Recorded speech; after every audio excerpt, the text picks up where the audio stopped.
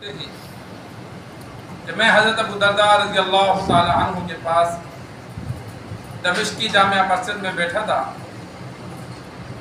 تو ایک شخص آیا اور اس نے آ کر عرض کی کہ میں سرکار دو عالم صلی اللہ علیہ وسلم کے شہر سے آپ کے پاس صرف ایک حدیث کے لیے آیا ہوں جو مجھے پتہ چلا کہ آپ صلی اللہ علیہ وسلم سے روایت کرتے ہیں، اس کے علاوہ میرا کوئی کام نہیں۔ تو ابو درداء رضی اللہ تعالی عنہ نے آگے سے سرکار دو عالم صلی اللہ علیہ وسلم کے چند فرمان سنائے۔ آپ صلی اللہ علیہ وسلم نے فرمایا کہ جو ایسے راستے پر چلتا ہے جس میں وہ علم حاصل کرنے کی طلب رکھتا ہے تو اللہ تبارک و تعالی اسے جنت کے راستوں پر چلاتا ہے، اور طالب علم کی خوشنودی کے لیے فرشتے اپنے پر اس کے پاؤں کے نیچے بچھاتے ہیں، اور عالم کے لیے ہر وہ چیز جو آسمانوں میں ہے، ہر وہ چیز جو زمین کے اوپر ہے، اور مچھلیاں پانی میں دعائے مغفرت کرتی ہیں، اور عالم کو عابد پر ایسی فضیلت ہے جیسے کہ 14ویں کے چاند کو باقی ستاروں پر۔ علماء انبیاء کے وارث ہیں، انبیاء نے وراثت میں درہم دینار نہیں چھوڑے بلکہ علم چھوڑا، جس نے علم حاصل کیا اس نے وافر حصہ پایا۔ سرکار دو عالم صلی اللہ علیہ وسلم کے چند فرامین جو علم کی فضیلت پر تھے کہ بندہ مدینہ سے دمشق گیا، دین کے جو طالب علم ہیں یا کچھ دین کے علم سے وابستہ ہیں وہ اس بات کو بخوبی جانتے ہیں کہ ایک ایک حدیث کے لیے ایک ایک سال کے روزے رکھنے پڑے۔ استاد سے کہا حدیث سناؤ، انہوں نے آگے سے غصے میں تھے یا خوشی میں تھے بات کہہ دی، 1 سال کے روزے رکھ تو پھر سناؤں گا۔ تو طالب علم ہم جیسے تو تھے نہیں، 1 سال کے روزے رکھ کر پھر آیا کہ استاد جی پورا سال ہو گیا روزے رکھے، اب سنا دو۔ کسی کو کہا پورا سال حدیث نہیں سناؤں گا، اس نے پوری سال خدمت کی، پھر بدلے میں حدیث سنی۔ کسی کو پتہ چلا فلاں جگہ محدث ہے، وہ ایسی، اس سے اور آپ صلی اللہ علیہ وسلم کے درمیان اساتذہ کی تعداد کم ہے تو سفر کر کے جاتے تھے۔ اب مدینہ میں اس بندے کو علماء نے لکھا احادیث کا علم تھا، لیکن اس نے غیر صحابی سے سنی تھی۔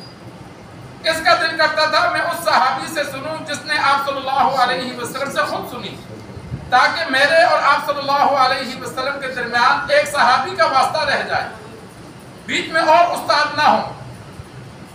یہ بڑی مضبوط سند ہوتی ہے۔ تو وہ بندہ مدینہ سے علم حاصل کرنے کے لیے، اس بات کے لیے کہ جو حدیثیں ابو درداء رضی اللہ تعالی عنہ بیان کرتے ہیں میں براہ راست ان سے جا کر سنوں، تو اتنا دور سفر کیا۔ تو علماء نے لکھا یا تو یہی احادیث تھی یا تو حدیث کوئی اور تھی، لیکن اس بندے کے سفر کی مشقت کی وجہ سے گھوڑے اونٹوں پہ سفر ہوتا تھا، کھانا پینا خود کرنا پڑتا تھا، جانا واپس آنا لمبا سفر، تو اس نے جو مشقت برداشت کی تو اس کی مشقت کو اسے فضیلت کی احادیث سنا کر بتلایا کہ تیرا یہ سفر کرنا بیکار نہیں گیا۔ آپ صلی اللہ علیہ وسلم نے فرمایا جو علم حاصل کرنے کے لیے گھر سے نکلتا ہے، راستے پر چلتا ہے، اللہ اسے جنت کے راستے پہ چلاتے، وہ جنت کی طرف جا رہا ہے۔ اور طالب علم کی خوشی کے لیے فرشتے اپنے پر اس کے پاؤں کے نیچے بچھاتے ہیں۔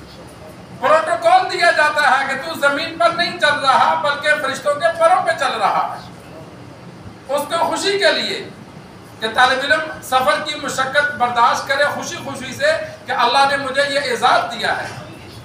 اور اسی طرح فرمایا ہر چیز عالم کے لیے دعائیں مغفرت کرتی ہے، اس لیے کہ علم پھیلانے سے، عمل کرنے سے اللہ کی رحمت آتی ہے، اور رحمت سے ہر چیز کو فائدہ ہوتا ہے، تو ہر چیز دعائیں مغفرت کرتی ہے۔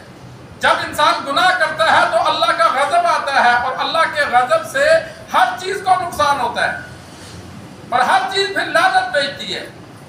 جب قحط سالی ہوگی، بارش نہیں ہوگی، تو صرف انسانوں کا نقصان نہیں ہوتا بلکہ پرندوں کو، جانوروں کو، ہر چیز کو تکلیف ہوتی ہے۔